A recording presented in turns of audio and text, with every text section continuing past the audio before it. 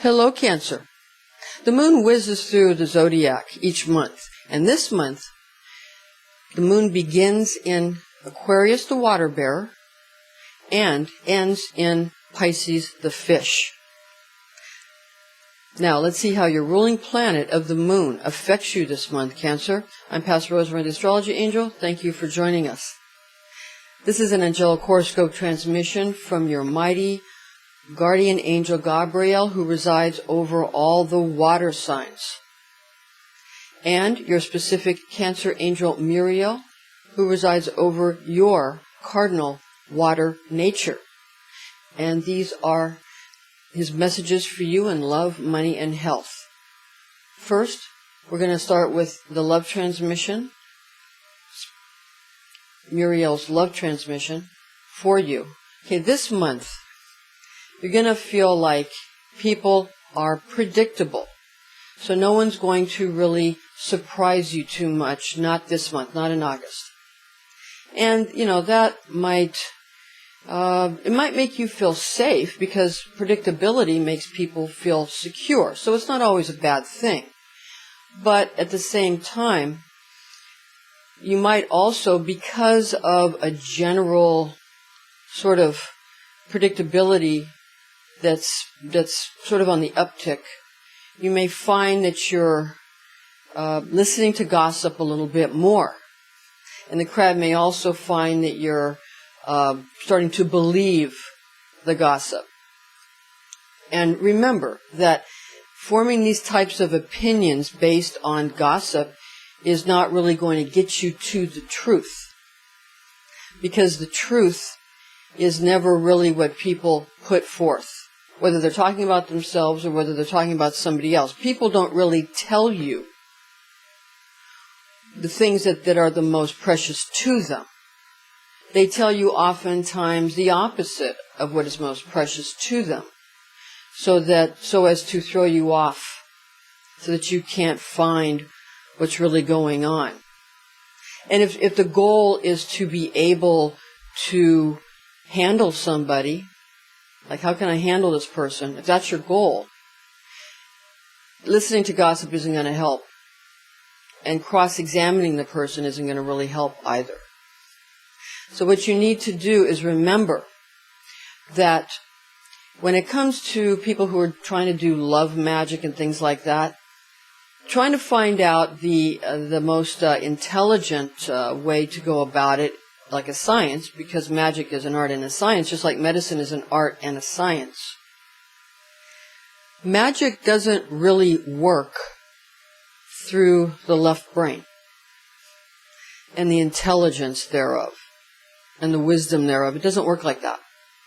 It works through the right brain and through people who don't have an agenda. Children are the best magicians. Children. And people who have no agenda, and people who are not trying to make something happen, who don't have the lust for results, people who don't care, are the best magicians, and who are using their right brain. So, the more childlike one becomes, the more powerful their magic. The less sense it makes, the more powerful the magic. The more silly it seems, the more powerful the magic.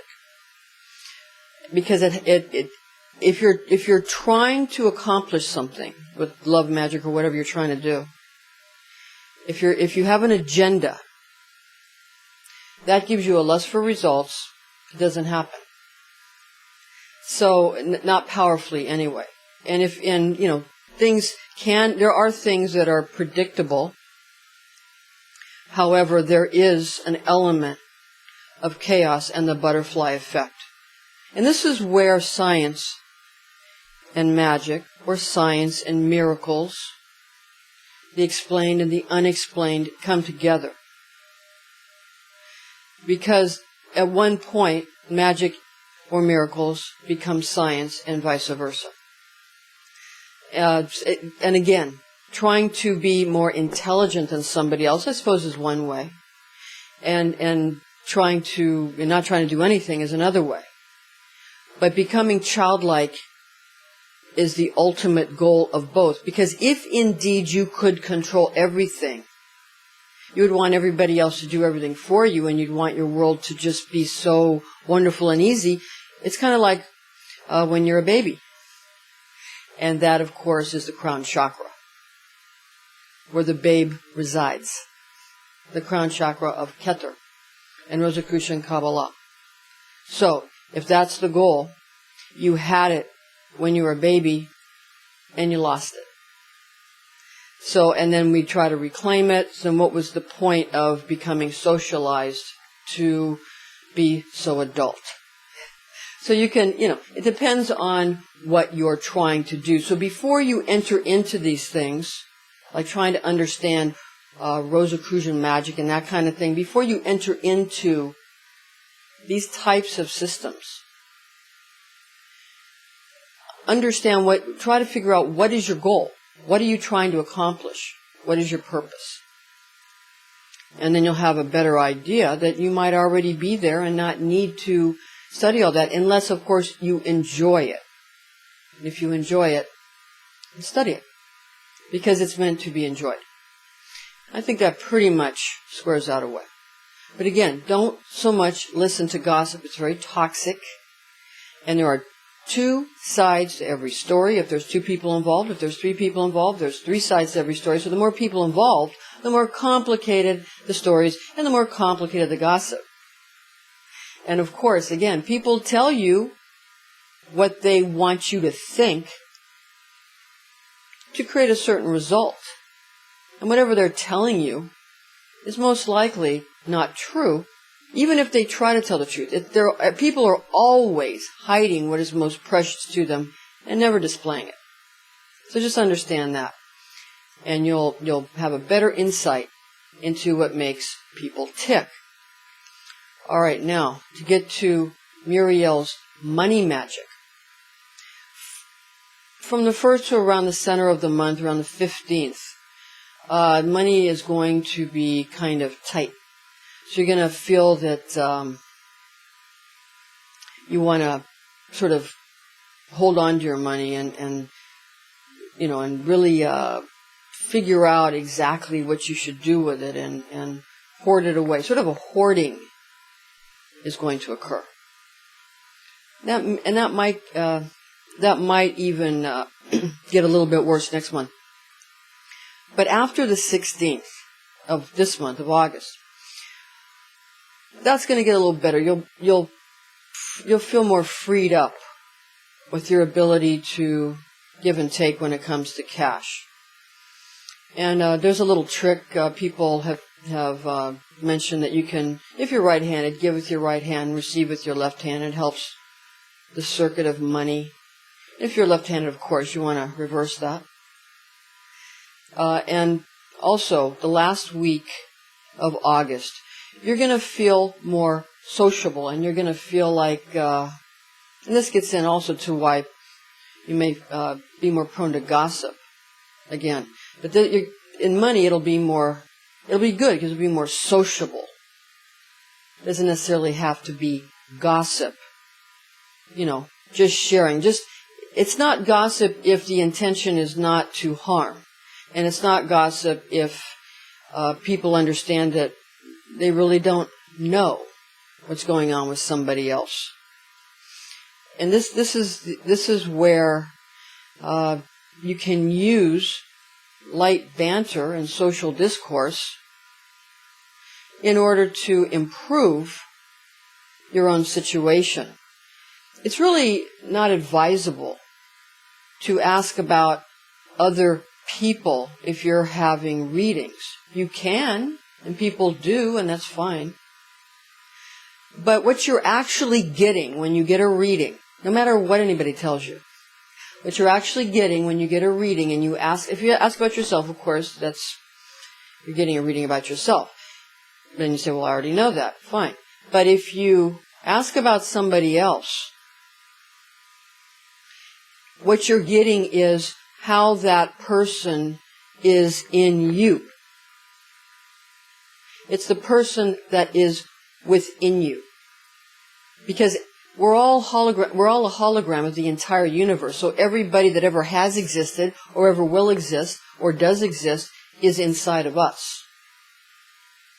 And however that person is behaving inside of us is going through sort of a spiritual digestive process, where they are born in such a manner from us, depending on, how we treat the person, they come out of us in a manner that is transformed. Because our bodies transform everything. We're just transformation machines. That's what we do. We transform each other. So again, if you are trying to deal with somebody and find out something, what you're actually finding out in a reading is how that person is reflected in your universe. But that might have nothing to do with how they're reflected in somebody else's universe or their own universe. Everybody is sovereign within their own universe. But this is where we share, and we need to understand that we're all sharing, and that harming someone else simply harms us. And so we want to get rid of self-hatred, and then we do much better. And this is this specific idea where somebody else is inside everybody else is within you, and you deal with that person in you if you want to transform them in a magical way. That specific idea, although it's mentioned in the Zohar, and it's a tried and truism in Kabbalah, this was specifically made understood to me by Robert Zink and the Esoteric Order of the Golden Dawn. It had a different name back then, but that's specific understanding. All right. Now, Muriel's health transmission. From the 1st to the 4th of August, you're going to be building up your physical strength. And you're going to maybe feel that way the first, maybe the first 10 days, maybe not quite that long, maybe the first week of the month, or a little more than that. Let's say this first 7 to 8 days, you're going to be able to build your strength, and you'll feel more like yourself. If you've been if you've been having to do too much, felt a little overwhelmed last month, beginning of August, you can sort of regain your strength. Then, just your general physical strength and your motivation. Now, from mid-August on is a good time to go ahead and try to cleanse the liver. And you can, milk thistle, I believe, is very good. The herb milk thistle is very good for cleansing the liver. So you want to go ahead and flush the system. Again, the Ayurvedics say not to overdo how much water you drink. And of course, if you're drinking water all day out of containers that have a lot of, toxins in them, you want to make sure that you're maybe using glass containers or containers that don't contain BPA and that kind of thing. So, just pay attention, but don't get paranoid or become too much of a hypochondriac. Okay, and you'll do much better. All right. So now we're going to get, and of course, if you have any health concerns, issues, or questions, check with your licensed physician. Whatever type of physicians you prefer. Okay, now we're going to get to your afterglow and the planetary facets and the aspects that we want to present to you that we feel are helpful to you this month. Okay, again, the moon, as it goes through the zodiac this month, is going to start in Aquarius and end in Pisces. And on the 14th, the new moon is in Leo the lion. And that's sort of going to give you an ability to say no to people easier. It's going to give everybody that ability. So, you might not feel that you'll be able to be strong enough to deal with somebody who has that ability in a stronger fashion than you do. So this might cause, like, you'll try to say no, or you'll try to sort of be strong or dominant or whatever you're trying to do. And sort of to push yourself on somebody a little bit, and the other person just, whatever, dismisses you. Because their ability to say no is stronger and more powerful. But, what you're not understanding is that just the ability to dismiss somebody, to be dismissive, although it gives people an ability to sort of have a bigger picture of things. Your ability to focus on smaller issues, due to anxiety, quite frankly, will give you a different kind of advantage. Because in the I Ching, it talks about those creatures that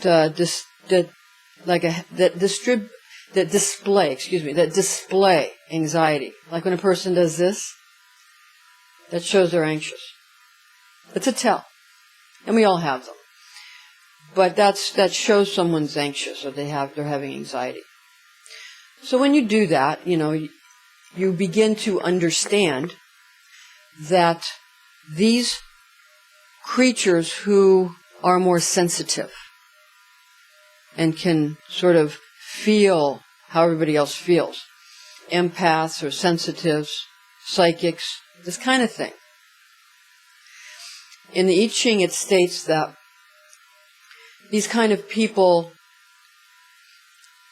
get understandings and knowledge and abilities that other people don't have, and that they become extremely valuable when people have tried everything else and it just doesn't work.